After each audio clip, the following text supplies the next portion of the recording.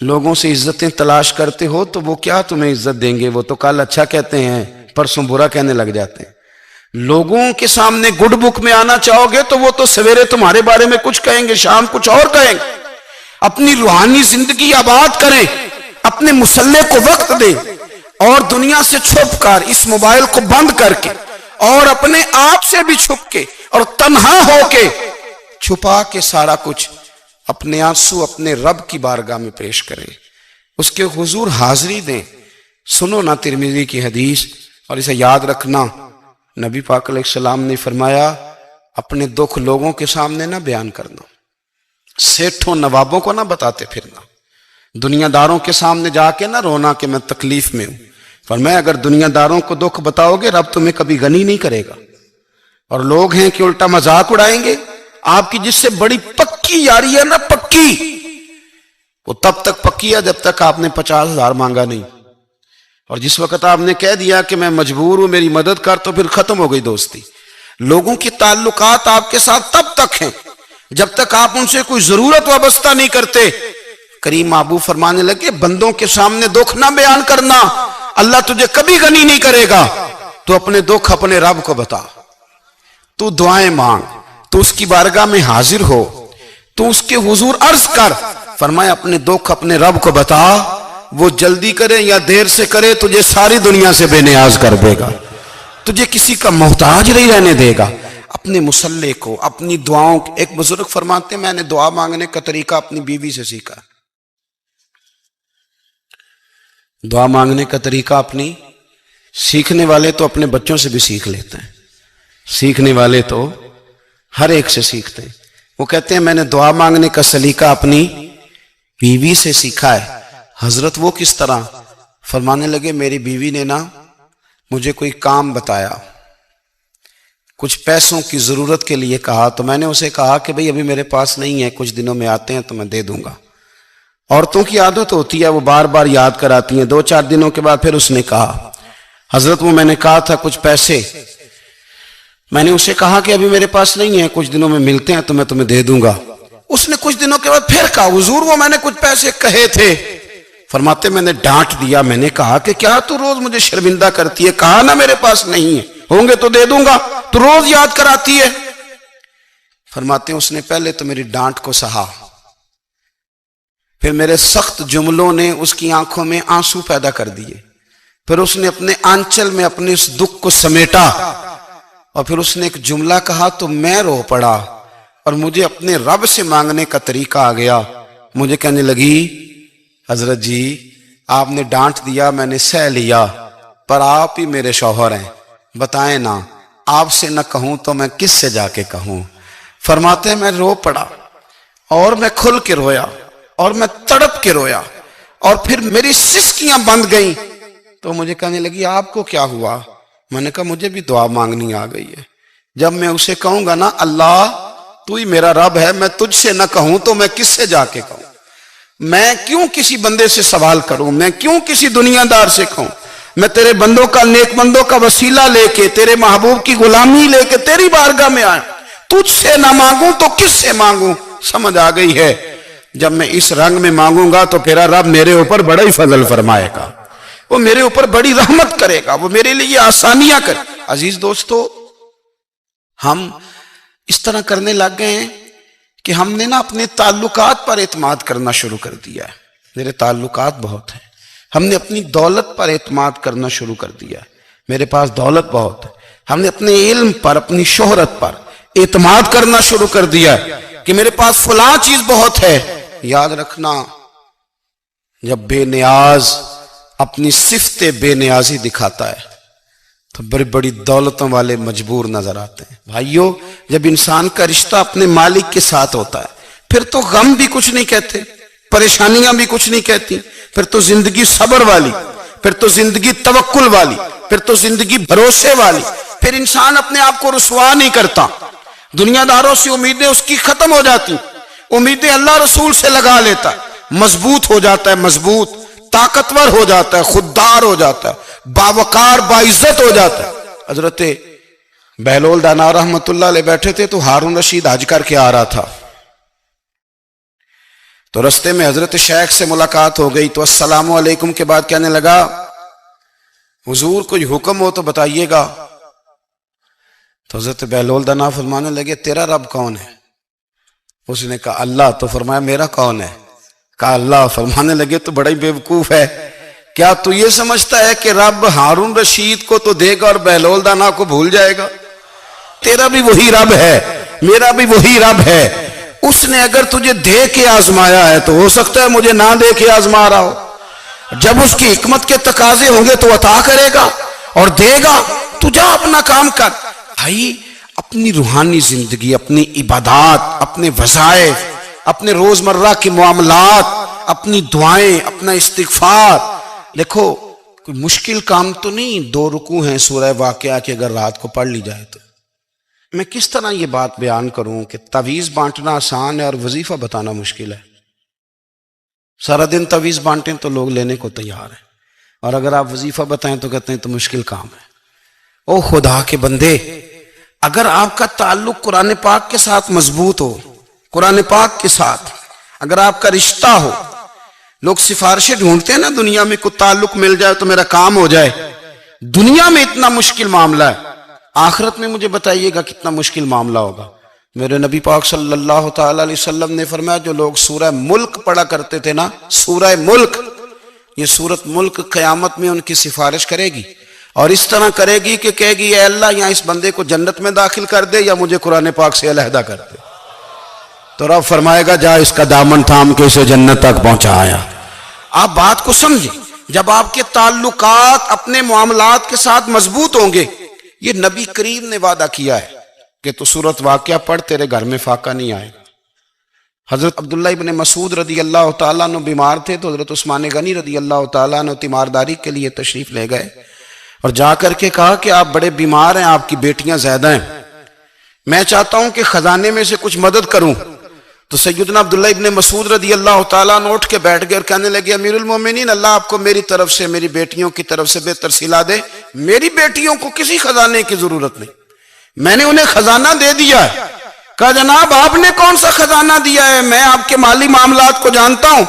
تو فرمانے لگے امیر المومنین میرے نبی کریم نے فرمایا ہے جو سورت واقعہ پڑھے اسے کبھی فاقہ نہیں آتا. میں نے بیٹیوں کو یاد کرا دی ہے، یہ خزانہ میں نے انہیں دے دیا ہے. وہ سارے والدین سنیں جو بیٹیوں کے لیے پریشان رہتے. حضرت عبداللہ ابن مسعود نصیحت کر رہے ہیں، فرمانے لگے میں نے سورت واقعہ یاد بھی کرا دی ہے، پڑھنے کی عادت بھی ڈال دی ہے. حضور نے فرمایا ہے جو سورت واقعہ پڑھے اسے فاقہ نہیں آتا. کہنے لگے چاند تو اپنی جگہ چھوڑ سکتا ہے، سورج گر سکتا ہے، تارے ٹوٹ سکتے ہیں، پر مدینے والے رسول کی بات غلط نہیں ہو سکتی.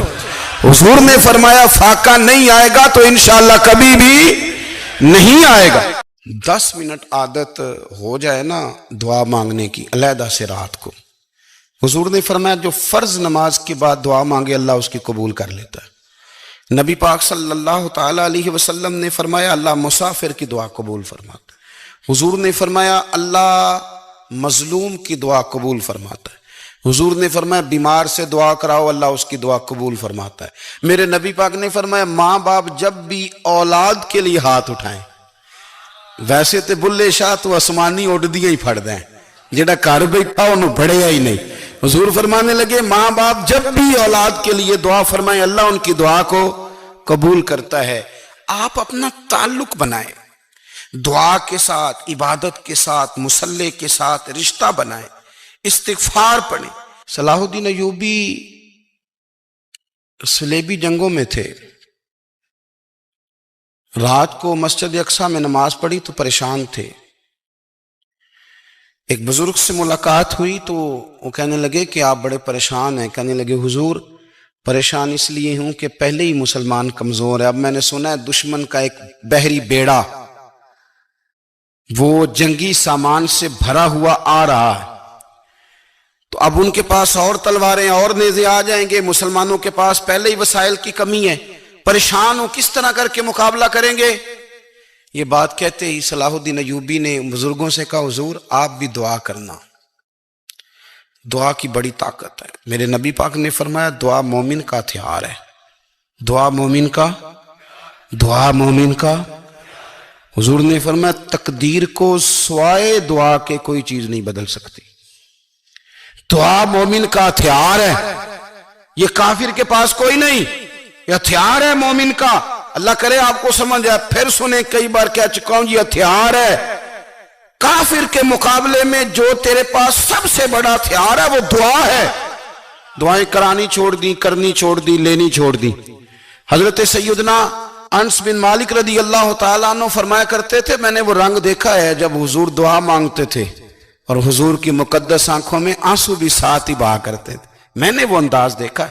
تو صلاح الدین ایوبی بزرگ سے کہنے لگے آپ بھی دعا کیجیے، اور خود رونے لگے اور سر سجدے میں رکھ کے رونے لگے اور عشاء سے لے کر فجر تک روئے، خوب روئے. صبح وہ بزرگ آئے تو صلاح الدین ایوبی کا خوبصورت اور ہنستا ہوا چہرہ دیکھا.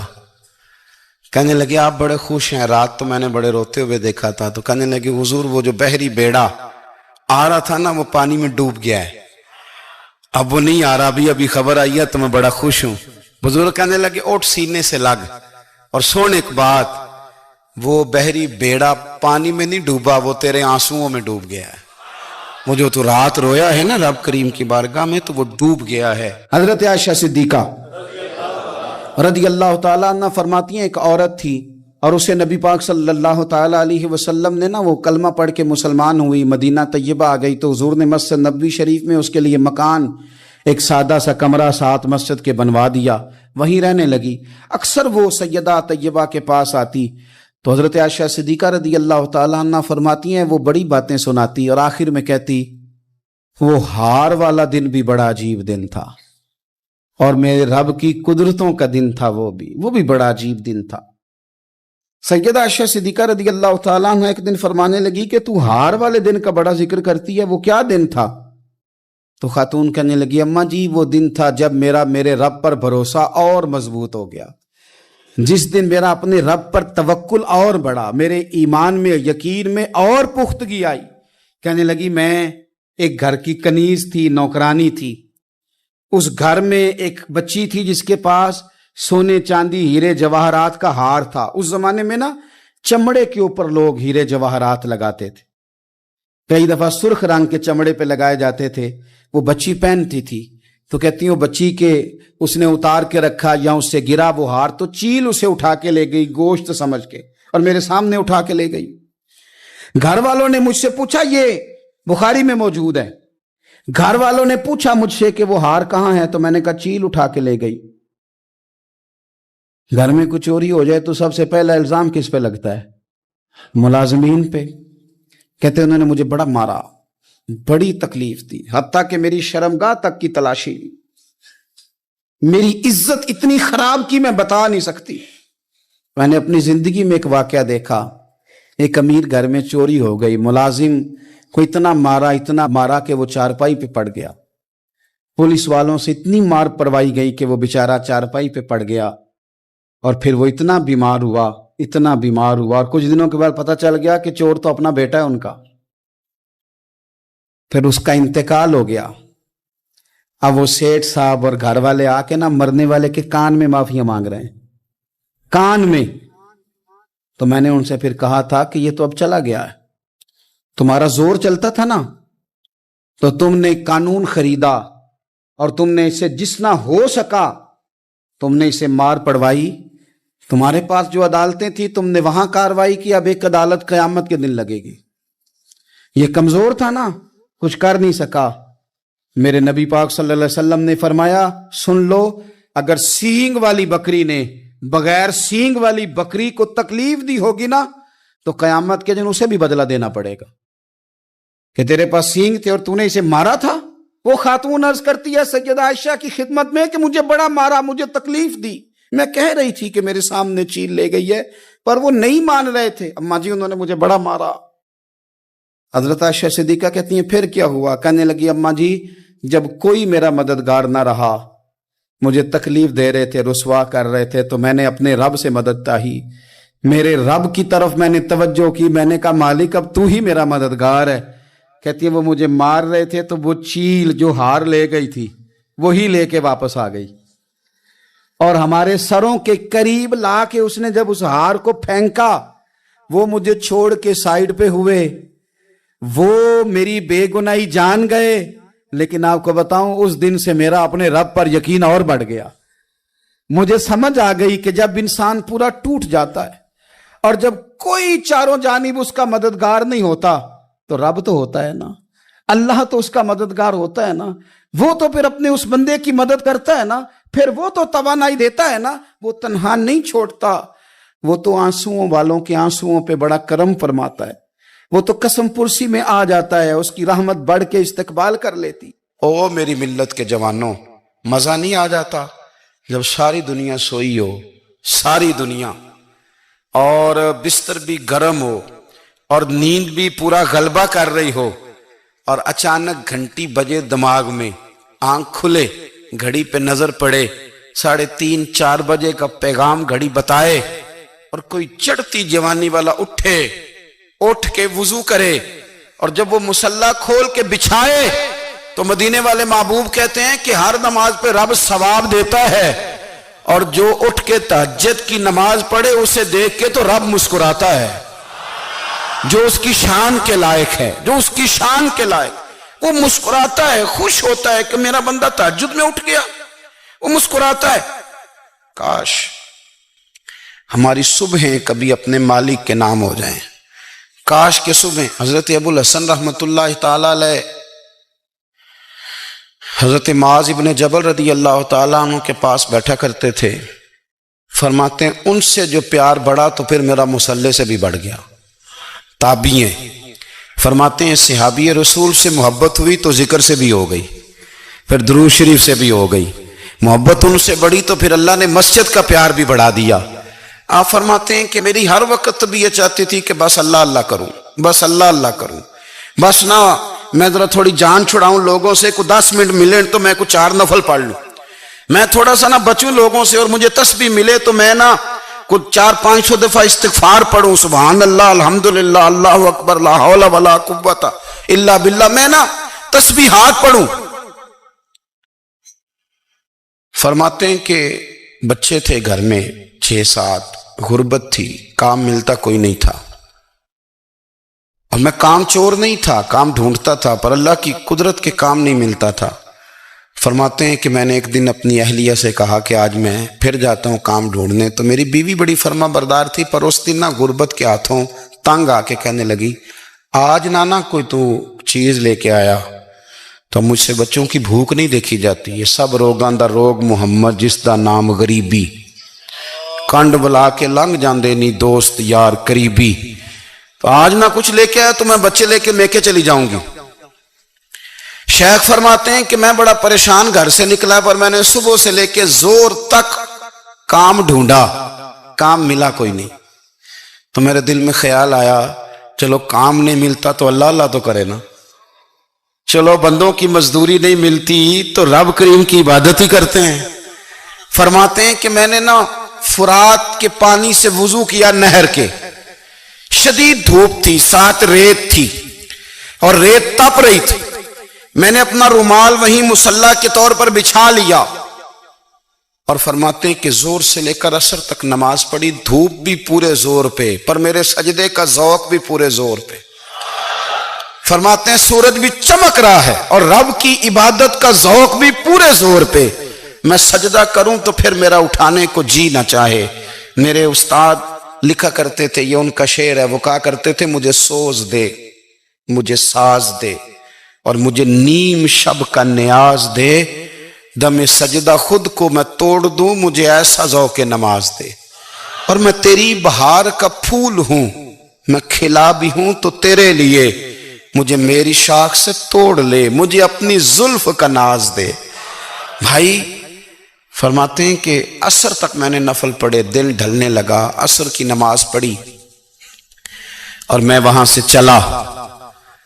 اب میں جب نکلنے لگا تو دل میں خیال آیا کہ چھوٹی چھوٹی دیواریں ہیں گھر کی، بغیر کچھ لیے جاؤں گا تو بیوی دور سے دیکھے گی تو شور کرے گی کہ پھر خالی ہاتھ آ گیا ہے۔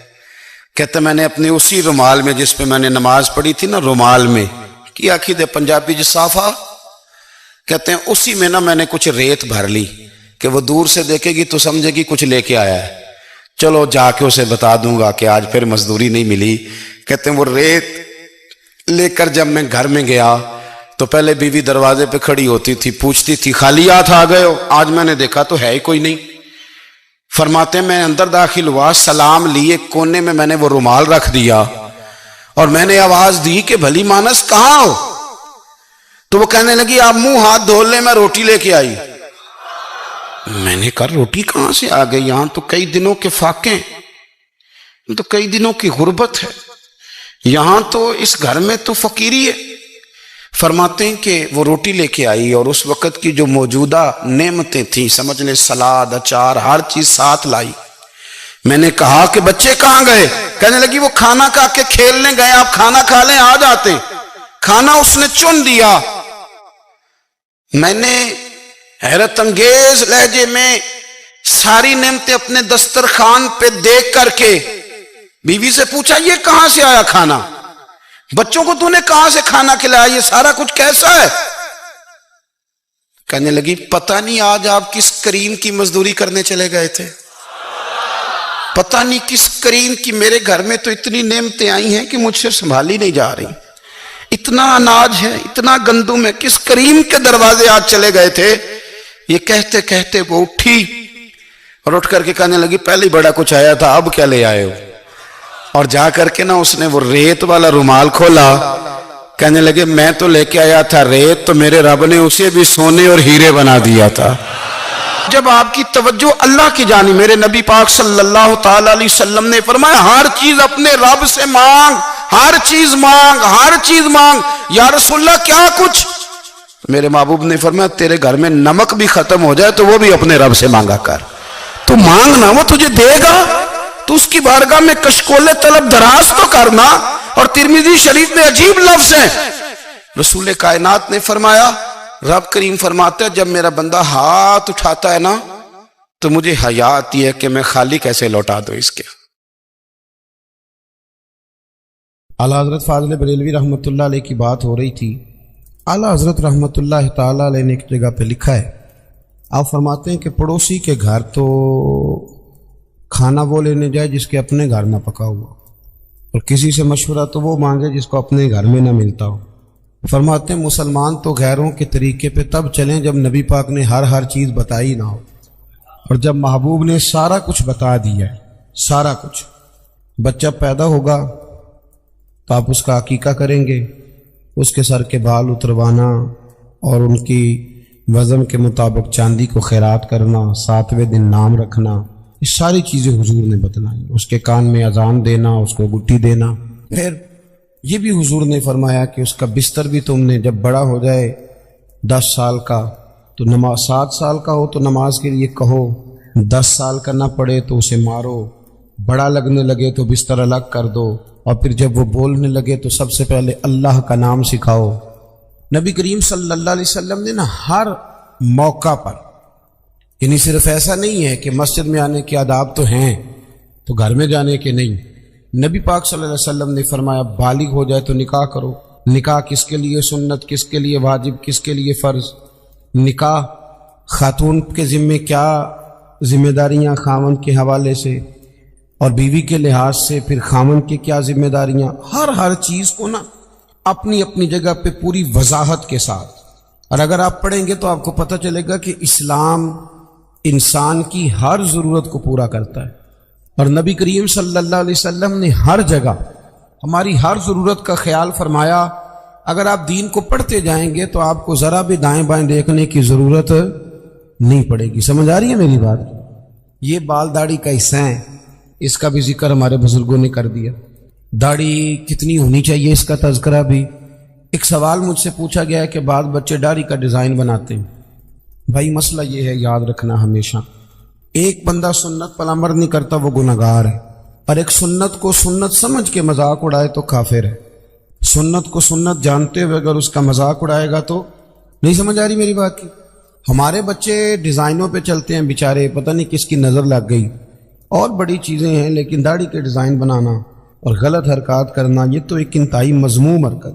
اللہ ہمیں سمجھنے کی توفیق عطا فرمائے۔ اور میں ملت کے جوانوں سے یہ گزارش کروں گا آپ نے ڈیزائن والی داڑیاں بھی رکھ کے دیکھی ہیں، ایک دفعہ نا نبی کریم کی سنت والی داڑھی بھی ذرا رکھ کے دیکھو، تمہیں کوئی عجیب ہی ذائقہ نصیب ہوگا۔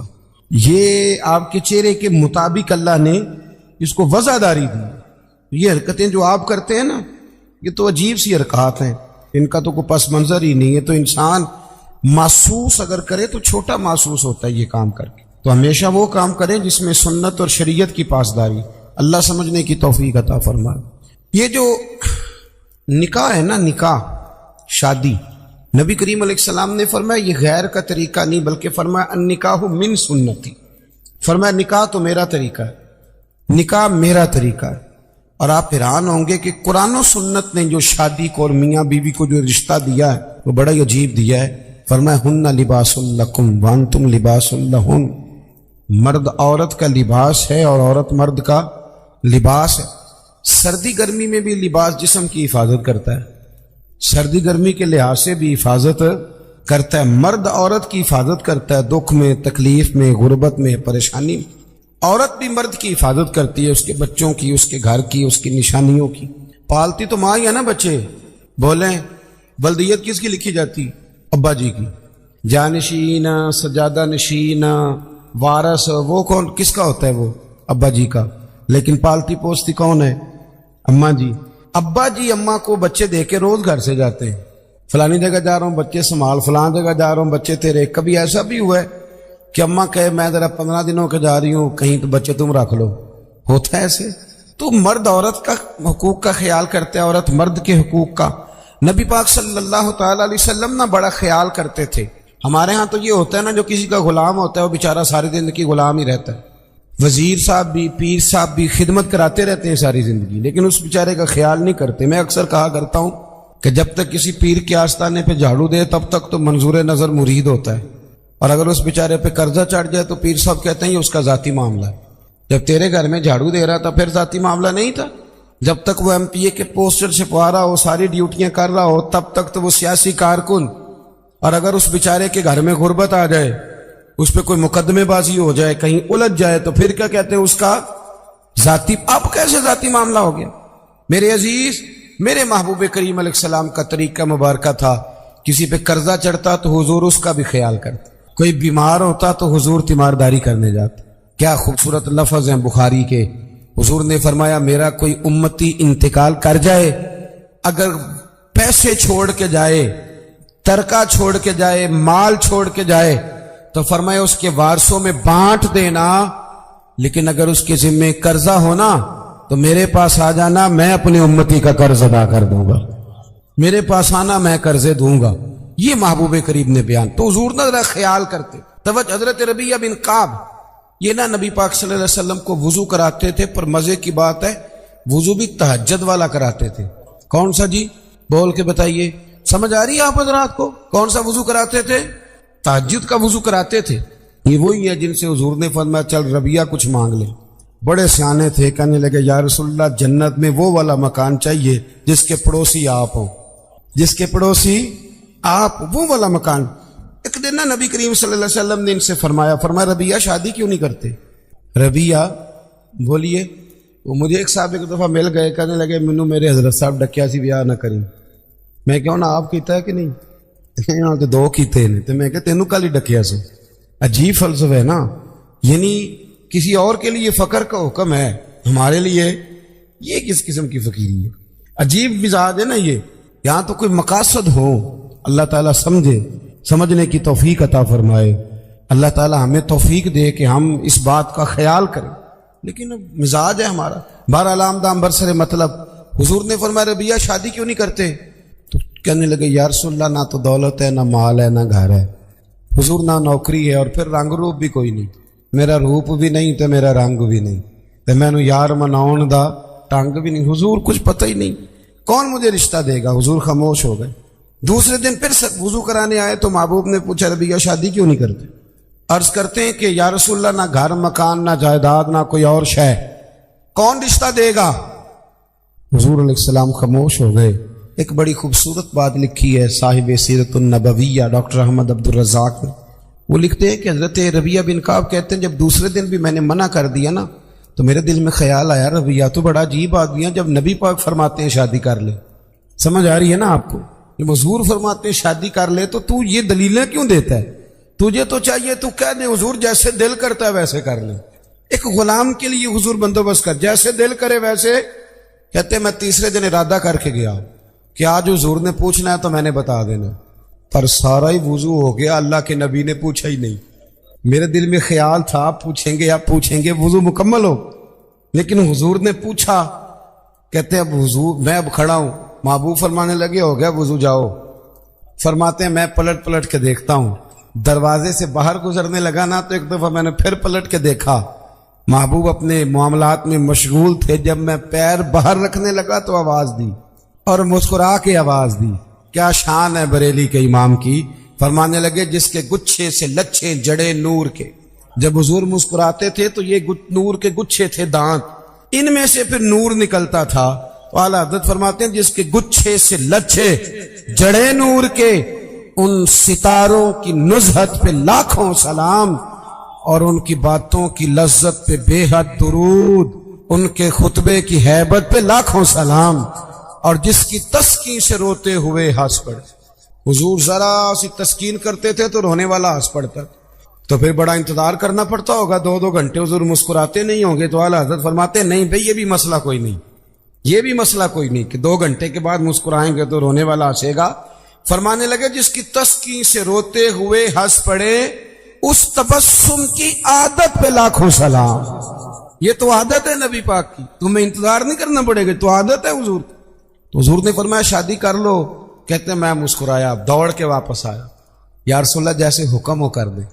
میرے محبوب کی بھی کیا بات، کیا اندائے ہیں رسول کریم کی۔ حضور نے فرمایا فلاں قبیلے کے سردار کے پاس جا، اسے جا کے کہہ کہ اپنی بیٹی کا نکاح تیرے ساتھ کر دے۔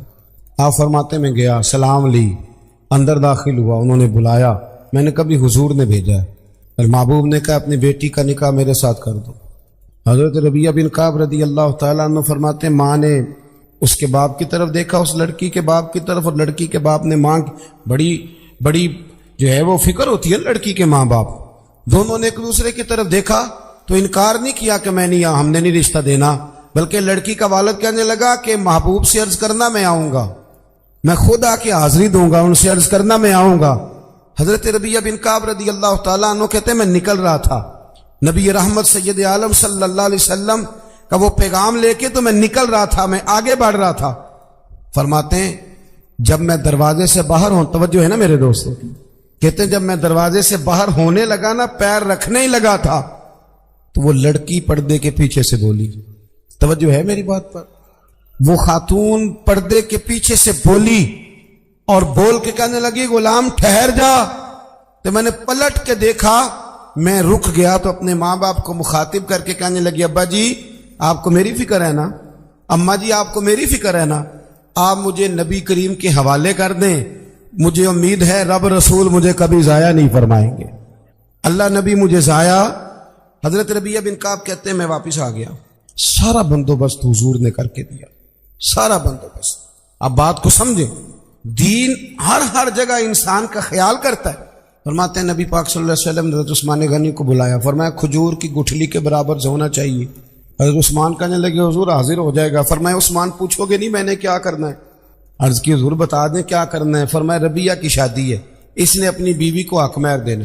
پھر حضرت حارثہ بن نعمان کو بلایا، فرمایا ایک بکری کا بندوبست کر، ذبح کر کے پکانا ہے۔ پوچھو گے نہیں کس لیے؟ حضور حکم کریں۔ فرمایا میرے ربیعہ کی شادی ہے، اس نے ولیمہ کرنا ہے۔ کہتے پھر محبوب نے مجھے اپنی جیب خاص سے، کرم سے، فضل سے کچھ پیسے دیے، فرمایا خوشبو بھی لے لے اور اپنی بیوی کے لیے ایک جوڑا بھی خرید لے۔ عزیز دوستو یہ نہ سمجھیں کہ جو آپ کا شاگرد ہے، مرید ہے، سیاسی کارکن ہے، وہ آپ کی ڈیوٹی تو کرے تو تب ٹھیک ہے، لیکن اس کا کوئی ذاتی معاملہ آ جائے تو کہیں جی وہ جانے اور اس کا کام جانے۔ سمجھے چیزوں۔ نبی کریم صلی اللہ علیہ وسلم کہاں تک مہربانیاں فرماتے۔ حضرت ربیعہ بن کعب فرماتے ہیں کہ میں بڑا غریب تھا، میرے سارے بندوبست میرے محبوب نے کیے، اور فرماتے ہیں پھر محبوب نے ایک اور کرم کیا، میرے لیے برکت کی دعا بھی کر دی۔ آپ فرماتے ہیں کہ غربتیں چلی گئیں، اب کسی کو کہیں سے قرض نہ ملے تو میرے گھر سے مل جاتا ہے۔ ہر گھر سے اناج ختم ہونے کو ہو پر میرے گھر سے کبھی ختم نہیں ہو. تو نبی کریم علیہ السلام خیال فرماتے. اور پھر میاں بیوی کے درمیان جو رشتے کی نزاکت ہے, ہمارے ہاں نا یہ سمجھ لیں, جس گھر میں میاں بیوی کا اتفاق نہیں نہ ہوتا, اس میں کروڑوں روپے کی دولتیں بھی پڑی ہوں تو وہ گھر نہیں ہوتا, وہ اذیت گاہ بن جاتا ہے. جتنا مرضی آپ کہیں میں بیوی کی پرواہ نہیں کرتا, یہ کیسے ہو سکتا ہے؟ اس کے ساتھ گھر وابستہ ہے. میاں بیوی کا کسی گھر کے اندر رویہ آپس میں بہت اچھا ہو تو دولت کم بھی ہو, وسائل تھوڑے بھی ہوں, پھر بھی گزارا صحیح ہو جاتا ہے.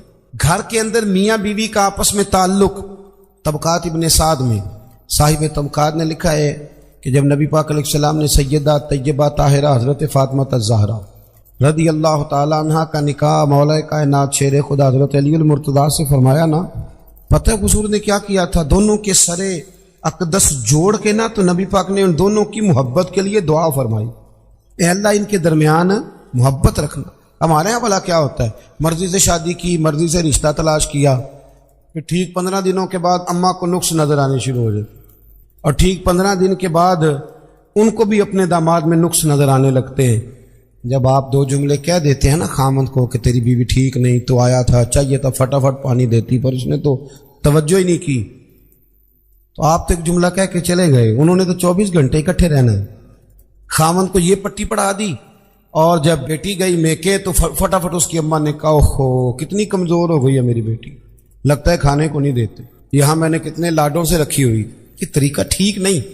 ابن حجر اسقلانی حدیث لائے, میرے نبی پاک علیہ السلام نے فرمایا وہ لعنتی ہے جو بیوی کو مرد کے خلاف اکساتا ہے اور مرد کو بیوی کے خلاف.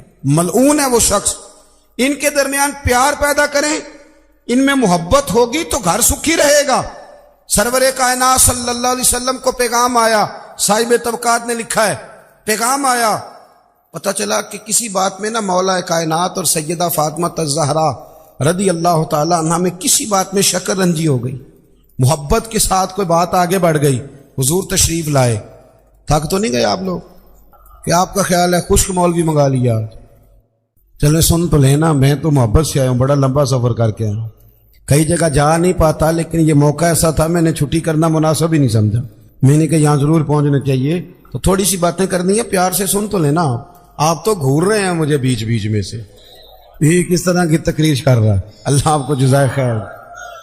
سنیں جی, نبی کریم صلی اللہ علیہ وسلم نے نا حضور کو پتہ چلا, اور مزے کی بات یہ کہ روایت کے راوی بھی مولا علی شیر خدا ہیں. حضرت علی کہتے ہیں بات تو ہمارے درمیان آپس میں بڑھ گئی, پر آج بڑی میری وجہ سے تھی. یہ بھی پیار کی بولی ہے نا, یہ بھی محبت ہے نا جی.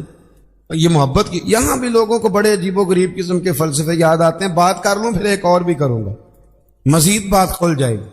حضرت علی کہتے ہیں حضور کو پتہ چلا محبوب تشریف لائے. حضور نے بات سنی, حضور سمجھ گئے کہ آج بات ذرا علی نے زیادہ بڑھا دی ہے. اتنی بھی کسی کی بیٹی لاڈلی ہوگی جتنی نبی پاک کی شہزادی لاڈلی, اتنی بھی کسی بیٹی کی عزت ہوگی جتنی حضور کی صاحبزادی کی عزت. ممکن ہے دوستو, انہوں نے اکٹھے رہنا ہے. نکاح کے فلسفے کو سمجھو. نبی کریم علیہ السلام نے سمجھ لیا کہ بات علی کی وجہ سے بڑی, پر مولا علی فرماتے ہیں نبی پاک نے سیدہ فاطمہ کا بازو پکڑا اور کونے میں لے گئے. فرمانے لگے فاطمہ ضروری نہیں کہ جیسے تم کہو علی ویسے ہی کریں, علی تمہارے شوہر ہیں, تمہیں خیال کرنا ہوگا. مولا علی کہتے ہیں میں دور کھڑا تھا, حضور تو بیٹی کو سمجھا رہے تھے پر آنسو میرے نکل رہے. میں دوڑ کے آیا, محبوب کا دست اقدس پکڑ کے سینے پہ رکھا. میں نے کہا یا رسول اللہ بے فکر ہو کے جائیے, یہاں سے جب بھی خبر آئے گی محبت کی خبر ہی آئے گی. دوستو قربتیں. اچھا اس بات کو مزید کھول دوں, صاحب کنز العمال نے حدیث لکھی ہے, حدیث کے راوی خود سیدہ عائشہ صدیقہ ہے. ایک دن حضور فرمانے لگے عائشہ ایک بات نہ کروں؟ یا رسول اللہ کریں. فرمایا جب تم مجھ سے راضی ہوتی ہو تب بھی مجھے پتہ چل جاتا ہے, اور جب ناراض ہوتی ہو تو تب بھی مجھے پتہ چل جاتا ہے. یہاں نا کچھ لوگ بادشاہ سلامت ہیں, بادشاہ سلامت. وہ کہتے ہیں میں اگر کہوں کہ میں تھوڑا بہت اپنے گھر والوں کا بھی خیال کرتا ہوں, بات مانتا ہوں, تو پھر تو لوگ مجھے بہت بڑا بزدل آدمی سمجھیں. میری گھر میں بھی کچھ توجہ ہے. آپ کا تو نہیں مجھے پتا, ہمارے دیہاتوں میں یہ رواج ہے کہ اپنا بیٹا بھی اٹھا کے بندے باہر نکلنا پسند نہیں کرتے. اپنا بچہ اٹھا کے کوئی آنکھ نہ چھڑے کہ تیری ہن بال کھڑا دی ڈیوٹی, تینوں روٹی تاں لب دی کہ پہلا بال کھڑا. کہ کیسی عجیب بات کرتے ہو. اگر اللہ کے نبی نواسوں کو گردنوں میں اٹھا کے گھومتے, گردن مبارک پر رکھ کے گھومتے, بچوں کی محبت تو اصول ہے, آپ سمجھیں اس چیز کو. گھر کے اندر اگر آپ تھوڑا بہت کسی جگہ پہ آپ کوئی گھر کے اوپر توجہ کر لیتے ہیں تو گھر کس کا ہے؟ آپ کا ہی ہے نا. اتنی کمزوری دکھانا. نبی کریم علیہ السلام نے مسکرا کے کہا عائشہ بتاؤں جب تو راضی ہوتی ہے تب بھی مجھے پتہ چل جاتا اور جب ناراض ہوتی ہے تب بھی پتہ. تو حضرت عائشہ رضی اللہ تعالیٰ نے کہتے میں چپ کے کہا میں نے کہا حضور میں نے کیوں ناراض ہونا پر میں بتاؤں صحیح کب ناراض ہوتی ہے تو یا رسول اللہ آپ اتنا خیال کرتے ہیں حضور. فرمایا پھر بتاؤں حضور بتائیں. فرمایا عائشہ جب تو ہوتی ہے نا مجھ سے راضی تو قسم اٹھاتی ہے تو کہتی ہے لا و رب محمد صلی اللہ علیہ مجھے محمد کے رب کی قسم. اور جب تو ناراض ہوتی ہے تو کہتی ہے لا و رب ابراہیم مجھے حضرت ابراہیم کے رب کی قسم. کہتی ہو کہ نہیں؟ جناب عائشہ کہتے ہیں میرے آنکھ کھلی لبوں سے ہنس رہی تھی آنکھوں سے رو رہی تھی. میں نے کہا کریمہ تیرے قربان جاؤں اتنی باتوں کا بھی خیال فرماتے ہو اتنی باتوں کا بھی خیال کرتے ہو. کہا مجھے پتہ چل جاتا ہے جب تو راضی ہوتی ہے اور جب تو ناراض ہوتی ہے تیرے لفظ بدل جاتے. دوستو گھر کے اندر کا جو ماحول ہے وہ آپ کو مضبوط کرتا ہے. گھر کے اندر کا ماحول آپ کو کمزور کرتا ہے. اگر گھر کے اندر آپ کی طبیعت کے لحاظ سے چیزیں موجود ہیں آپ باہر بڑا کچھ کر سکیں گے. ہر آدمی اتنا دلیر نہیں ہوتا کہ گھر میں جو مرضی ہوتا رہے وہ باہر مضبوط رہے گا. نکاح کو میاں بیوی کے رشتے کو قرآن پاک نے اللہ نے اپنی نشانیوں میں سے نشانی کہا ہے. یہ فاحد میاں بیوی کا رشتہ جسے کہا یہ میری نشانیوں میں سے نشانی. پتہ خرابی کہاں سے شروع ہوتی ہے؟ سب سے پہلے تو شادی ہوتی ہے غیر شرعی. کول 10واں ہو جائے تو مولانا صاحب کو بلاؤ نعت خاں کو بلاؤ اور بچے کی شادی ہو تو پھر اب نہیں حضور سے پیار اب نہیں محبت اب کدھر گئی غلامی کہ اللہ رسول سے صرف دکھوں کا رشتہ. بلاؤ نا اب بھی بینڈ باجا یہاں تو بینڈ باجا کل والے دن بھی منگاؤ 10ویں پہ بھی منگاؤ. اور دکھوں کی بات آئی تو قرآن شریف شروع کرا لیا اور جب سکھ آئے پھر آپ نے موت شروع کرا لی. اور بھائی مصطفیٰ کی نعت والے کو نا نعت ہی اچھی لگتی اسے برات والے دن بھی نعت ہی اچھی لگتی شادی والے دن بھی نعت ہی اچھی. پہلی بات تو یہ کہ غیر شرعی حرکات ہوتی ہیں شادی اور ڈھیروں. سب سے بری حرکت کون سی ہے؟ سب سے بری حرکت یہ ہوتی ہے کہ لڑکے اور لڑکیوں کا جوش و خروش سے شادیوں پہ جانا اور پھر مووی والا آتا ہے وہ لڑکیوں کی عورتوں کی مووی بھی بناتا ہے. اور اب تو اللہ خیر کرے مووی کو ویسے لوگوں نے فرض کفایہ سمجھ لیا. اللہ معاف کرے ہر آدمی نے ہاتھ میں موبائل پکڑا. اتنا ضروری کام ہے یہ. مووی بنتی ہے مہندی ہوتی ہے ناچ گانا ہوتا ہے تماشے لگتے ہیں. پھر میں حیران ہوتا ہوں جوان لڑکیوں کے ہاتھوں میں پھول دے کے انہیں کھڑا کیا جاتا ہے کہ دولہا جب آئے تو پھول پھینکنا. دولہے کے ساتھ بوڑھے لوگ ہوتے ہیں کہ جوان لڑکے ہوتے ہیں بولے تو وہ پھول کیوں لڑکیاں پھینکتی ہیں؟ لڑکیاں ساری برقعے میں ہوتی ہیں چھپے ہوئے منہ ہوتے ہیں تو سارا خاندان تو بیوٹی پارلر سے تیار ہو کے آیا ہوتا ہے. تو آپ تو گناہ کو آواز دے رہے ہیں. پتہ ہے رسم کیسے ایجاد ہوئی؟ صاحب فتوح الشام نے لکھا ہے یہ لڑکیوں کے پھول پھینکنے کی رسم جب قادسیہ کے علاقے حضرت سعد بن ابی وقاص رضی اللہ تعالیٰ عنہ فتح کر رہے تھے تو آپ ایک ایسے علاقے سے گزرے جس کی عمارتیں بڑی شاندار تھیں. علامہ واقدی کہتے ہیں کہ دور سے لوگ وہ عمارتیں دیکھنے آتے تھے کہ بھئی فن تعمیر کا شاہکار ہیں یہ چیزیں. اس ایریے سے گزرنا تھا مسلمان فوج نے تو عیسائیوں نے اور یہودیوں نے ایک چال چلی. انہوں نے عورتوں سے کہا خوبصورت لڑکیوں سے کہ پھول پکڑ لو اور جب فوجی گزرے تو ان کے اوپر پھول پھینکنا. اگر 2-3 جرنل بھی تم تباہ کرنے میں کامیاب ہو گئی تو مسلمانوں کو ہم زیر کر لیں گے. پھول پھینکو. چھتوں پہ چڑھ گئی اور چھتوں کی طرف نوجوانوں نے دیکھنا ویسے ہی ہے چونکہ شاہکار ہیں ہماری منازل. حضرت سعد بن ابی وقاص رضی اللہ تعالیٰ عنہ آگے تھے. سمجھ آ رہی ہے نا میری باتوں؟ آگے جا رہے تھے کمان کر رہے تھے فوج کی. جب آپ نے دیکھا عورتیں چھتوں پہ ہیں تو حضرت سعد بن ابی وقاص شرارت سمجھ گئے سازش سمجھ گئے. لوگ زہر بھی جو ہوتا ہے نا زہر بھی دودھ میں ڈال کے دیتے ہیں ڈائریکٹ نہیں دیتے. انہیں پتہ ہوتا ہے کہ زہر رگوں میں کیسے اتارنا ہے.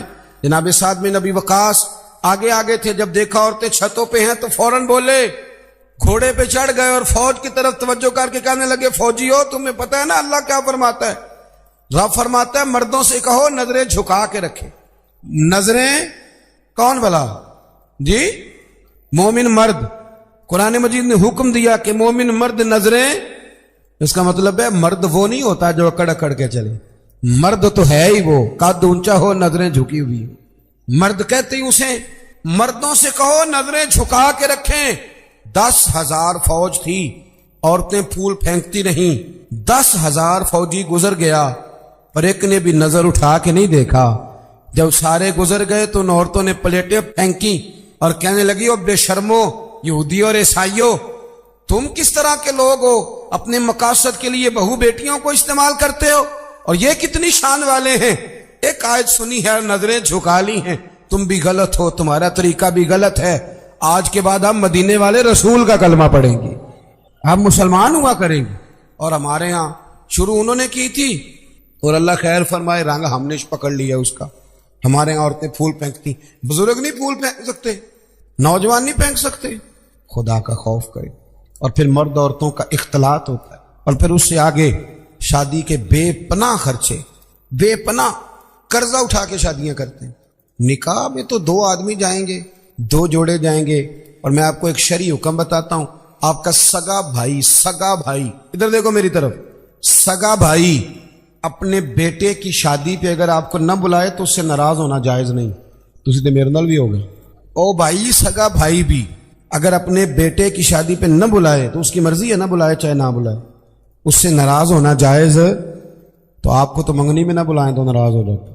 اور اگر کوئی کارڈ بھیج دے نا صرف ولیمے کا, کہنے نے ولیمے تے بھی وہی جان کے جڑے جانج نال گئے سن, اسی صرف ولیمے تے, بھئی فرض ہے آپ کا جانا. ہاں حضور نے حکم دیا ہے کہ ولیمے کی دعوت دے تو ضرور جایا کرو. لیکن اس کے اتنے زیادہ خرچے ہم نے کر دیے. ہمارے بچے, آپ ناراض نہ ہونا, گناہ اس لیے عام ہو گیا کہ ہم نے نکاح مشکل کر دیا. نکاح مشکل ہو گیا. اگر ہم اس کے اخراجات کم کریں, میں شادیاں دیکھتا ہوں, مجھے لگتا ہے اتنے پیسوں میں 6 شادیاں ہو سکتی ہیں. قرضہ اٹھا کے شادی کر لی, 15 دن نہیں گزرتے تو پیسے لینے والا آ جاتا ہے. وہ کہتا میرے تو رکھنا پہلے. تو وہ بچہ بیچارہ, اس نے کیا شادی کے بعد خوش رہنا, وہ تو قرضے ادا کر رہا, گھر میں لڑائی پڑی ہوئی, 1 مہینہ پورا بی زیور نہیں بیچاری پہن سکتی, وہ سارا قرضے میں چلا جاتا ہے. غلط کام کرتے ہیں ہم. سنو, حضرت عبد الرحمن ابن عوف رضی اللہ تعالیٰ, صحابہ میں سب سے امیر آدمی, سب سے امیر. یہ بخاری میں حدیث ہے, فجر کی نماز نا انہوں نے نبی کریم علیہ السلام کے پیچھے پڑھی, سفید کرتا پہنا تھا تو اس کو زرد رنگ کا داغ لگا ہوا تھا. توجہ ہے نا میری بات, سفید کرتا اور زرد رنگ کا داغ. نبی پاک صلی اللہ علیہ وسلم نے کہا یہ عبد الرحمن یہ کیا ہے؟ عرض کی یا رسول اللہ میں نے رات کو نکاح کیا تھا, خوشبو لگائی تھی تو وہ داغ رہ گیا. حضور نے تو کوئی اس پہ اصرار نہیں کیا کہ یار اتنے امیر آدمی کی شادی مدینے میں پتہ ہی نہیں چلا, کسی کو خبر ہی نہیں. یہاں غریب بھی باز نہیں آتا, وہ بھی کہتا ہے میری ناک جو ہے وہ کٹ جائے گی اگر میں نے کروڑوں روپیہ نہ لگایا, تو جب پیسے لینے والے آئیں گے پھر کٹ جائے گی کہ چھوٹی ہو جائے گی مزید. مہربانی فرمائیں, آپ کس چکر میں پڑے ہوئے. حضور نے کیا فرمایا؟ نبی کریم صلی اللہ علیہ وسلم فرمانے لگے نکاح کر لیا تو ولیمہ ضرور کرنا, چاہے 1 بکری ہی ذبح کرو. تو اپنے گھروں کے اندر سکون کا ماحول قائم کریں. شادی اور بیاہ کو حضور کی سنت کے دائرے میں لے کے آئیں. یہ وفاداری کا رشتہ ہے, یہ خلوص کا رشتہ ہے. اس رشتے کو خلوص والی منازل کی طرف لے کر کے جائیں. بیوی خیال کرے کہ مجھے اپنی خامن کی خدمت کرنی ہے, خامن خیال کرے کہ مجھے بیوی, میں اکثر کہا کرتا ہوں, میں کہتا ہوں کہ اگر آپ بیوی کے ماں باپ کی عزت کریں گے تو وہ بھی آپ کے ماں باپ کی عزت کرے گی. آپ تو ماں بدولت کہتے میں نہیں کبھی سسرال گیا جی, وہ میں دروازے پہ چھوڑ کے آ جاتا ہوں, پھر وہ میں لینے بھی چلا جاتا ہوں, چونکہ میں بہت بڑا نواب ہوں. تو آپ کیسے امید رکھتے ہیں پھر وہ آپ کے ماں باپ کی خدمت کرے گی؟ سنیں, 2 باتیں عرض کرتا ہوں, بات ختم کرتا ہوں. سیدہ طیبہ طاہرہ حضرت خدیجہ الکبریٰ رضی اللہ تعالی. جب آدمی امیر ہو نا, غریب ہو جائے تو اس کے لیے بڑی مشکلات ہوتی. غریب امیر ہو جائے تو کوئی مشکل نہیں ہوتی. حضرت خدیجہ الکبریٰ مکے کی ملکہ تھی, 20 کنیزیں نوکرانیاں گھر میں کام کرتی. پھر سیدہ خدیجہ کلمہ پڑھ گئیں, پھر مسلمان ہوئی, حضور سے نکاح ہوا. اگرچہ حضور نے اعلان نبوت بعد میں کیا, لیکن حضرت خدیجہ الکبریٰ رضی اللہ تعالیٰ عنہ کہتے میں تو اسی وقت, یہ کلمے کا معنی جو میں نے بیان کیا یہی سمجھ لیں, میں تو اسی وقت ہی سمجھ گئی تھی جب میرے غلام نے آ کے بتایا کہ بادل کے ٹکڑے سایہ کرتے, درخت ان پہ جھکتے ہیں. فرماتے ہیں میں تو اسی وقت ہی محبوب کی غلامی میں آ گئی. نکاح ہو گیا, حضور کی بارگاہ میں آ گئی. فرماتی ہیں میں نے نا ظہر کے وقت سارا مال حضور کی خدمت میں دیا, 20 کنیزیں, غلام, ظہر کے وقت, اور عصر سے پہلے محبوب نے ہر شے اللہ کے رستے میں تقسیم کر دی. یہ وقت بھی بطور تمثیل ہے کہ جتنا زور اثر کے درمیان وقت ہوتا ہے اتنے وقت میں بانٹ دیا حضور نے سارا کچھ. اتنی امیر بیوی اور پھر وہ غریب ہو جائے. حضرت ختیجہ نے پھر وہ وقت بھی دیکھا کہ آپ کے کپڑوں کو 20 پیوند لگے ہوتے تھے. 20 پہلے کبھی پانی کا پیالہ اٹھ کے نہیں پیا، پھر گھر میں جھاڑو بھی دیتی، پھر گھر کے سارے کام کرتی. ایک دن نا مسند امام احمد میں موجود ہے، کھانا پکا کے نا حضرت ختیجۃ الکبریٰ کھانا پکا کے باورچی خانے سے نکلی تو کپڑے سارے پیوند سے بھرے ہوئے، پاؤں مبارک پر بھی گھر کے کام کاج کی وجہ سے بہت ساری چیزیں لگی ہوئی، پیر چوم رہی ہیں بہت ساری چیزیں. حضرت ختیجہ باورچی خانے سے کھانا پکا کے نکلی اور جب محبوب کریم کے سامنے رکھا تو حضور مسکرانے لگے، غور سے سیدہ کا چہرہ دیکھنے لگے. یا رسول اللہ کیا ہوا؟ تو محبوب فرمانے لگے ختیجہ آپ کے آنے سے پہلے جبریل آ گئے اور وہ عرض کر رہے تھے یا رسول اللہ ختیجہ کھانا لے کے آ رہی ہے اور جب وہ آ جائے تو اسے اس کے رب کا سلام کہہ دیجئے گا. اگر خاتون اپنے خاوند کی خدمت کرے، اگر وہ یہ ذوق بنائے، یہ مزاج. اب تصویر کا بالکل دوسرا رخ بھی دیکھیں، یہ کنز المال میں یہ بھی حدیث ہے اور حدیث کی راوی سیدہ عائشہ صدیقہ. بس بات ختم کرنے لگا ہوں. سیدہ عائشہ صدیقہ کہتی ہیں دوپہر کو حضور آرام کرتے تھے، کھانے کے بعد لوگ ملنے نہیں آتے تھے. پر ایک دن نا ایک بوڑھی اماں آ گئی، اس نے جب دروازے کے سامنے آ کے وہ بولی تو حضور جلدی سے اٹھے، خود دروازہ کھولا، کھانا کھلایا، کھجوریں دی، سرکہ دیا، پیار کی، محبت فرمائی. حضرت عائشہ صدیقہ رضی اللہ تعالیٰ عنہ کہتی ہیں یہ میں نے انفرادی رنگ دیکھا، باقی ہر ایک سے شفقت کرتے تھے پر یہاں میں نے حضور کا انداز جداگانہ دیکھا. جب جانے لگی تو حضور نے تحائف بھی دیے. میرے دل میں خیال آیا حضور اب جائیں گے، رات کو واپس آئیں گے تو پوچھوں گی کہ یہ اماں کون ہے، لیکن محبوب تو لیٹ گئے. کہتے میں قریب گئی، قدموں میں بیٹھی، میں نے کہا یا رسول اللہ یہ کون تھی خاتون، آپ نے بڑا ہی پیار کیا. کہتے ہیں حضور اٹھ کے بیٹھے تو آنکھوں میں آنسو تھے. میں نے کہا یا رسول اللہ کیا ہوا؟ تو محبوب فرمانے لگے عائشہ یہ نا میری پہلی زوجہ سیدہ ختیجہ کی سہیلی تھی، یہ جب ہم مکے میں رہتے تھے تو وہ یہ آیا کرتی تھی، ختیجہ کھانا بھی کھلاتی تھی، پیار بھی کرتی، تحفے بھی دیتی تھی. آج جب یہ لوٹ کے دوبارہ آئی ہے تو ختیجہ کی یادیں تازہ ہو گئی، میں نے اسی طرح وقت دیا ہے، کھانا کھلایا ہے، تحائف دیے. اور حدیث کا آخری جملہ حسن العہد من الایمان. محبوب فرمانے لگے وعدے، عہد اور رشتے اچھے طریقے سے نبھانا یہ بھی ایمان کا حصہ ہے، تعلقات اچھے طریقے سے نبھانا یہ بھی ایمان ہے. بہت فکر کے ساتھ شریعت کے دائرے کے اندر رہ کے نکاح کیا جائے. دیکھیں کسی کے دیندار ہونے کا پتہ ہی تب چلتا ہے جب اس کے گھر میں کسی کی شادی ہوتی، محفل میں تو سارے نیک ہوتے، تبھی تو پتہ چلتا ہے کہ اب اس کا دین سے کتنا رشتہ ہے. شریعت کے دائرے میں رہیں، نکاح کو آسان کریں. پھر اگلی جو بات ہے وہ یہ ہے کہ محبوب کریم کی شریعت اور سنت کے مطابق ہمارے ہاں نا طلاقیں بہت زیادہ ہو رہی ہیں. اس کی بنیادی وجہ یہ ہے کہ ہم طلاق کے مسائل نہیں سیکھتے، اس کی ہمیں ضرورت ہے. جب آپ شادی کریں حیض و نفاس کے، طلاق کے مسائل، ان چیزوں کو سیکھ لیں تاکہ بعد میں کوئی دشواری نہ ہو. بعد میں پوچھنے آتے ہیں کہ مولانا اب یہ کر لیا ہے تو اب کیا کروں، تو میں کہتا ہوں یہ کبھی تھوڑا سا کسی مولانا سے پہلے بھی رابطہ رکھ لیتے نا. اتنے فضول خرچے ہوتے ہیں. اور جب نکاح میں حاکم مہر کی باری آتی ہے نا تو کہتے ہیں شرعی رکھ لو. میں نے کہا باقی سارے کام غیر شرعی اور حاکم مہر شرعی. حاکم مہر شرعی یہ ہے کہ جتنا لڑکا دے سکے. ایک صحابی نے اپنی بیوی کو حاکم مہر میں پورا باغ بھی دیا تھا، جتنا کوئی یہ کوئی نہیں ہے 32.5 روپے پتہ نہیں کہاں سے نکل آئے ہیں، کوئی ان کا تعلق نہیں ہے. جتنا خامد حق میں رسیت ہو اتنا دے. اور مولا علی شیر خدا رضی اللہ تعالیٰ عنہ فرمایا کرتے تھے جس کو دائمی بخار ہو اترے نہ. کسی بیوی کے پاس اگر حق مہر کے پیسے پڑے ہوں تو برکت والے ہوتے ہیں، ان سے پیسے لے کے، چاہے بعض علماء کہتے ہیں اس کا یہ معنی بھی کر لو کہ اپنی جیب سے دے دے، حق مہر والے متبرک ہیں وہ لے لے.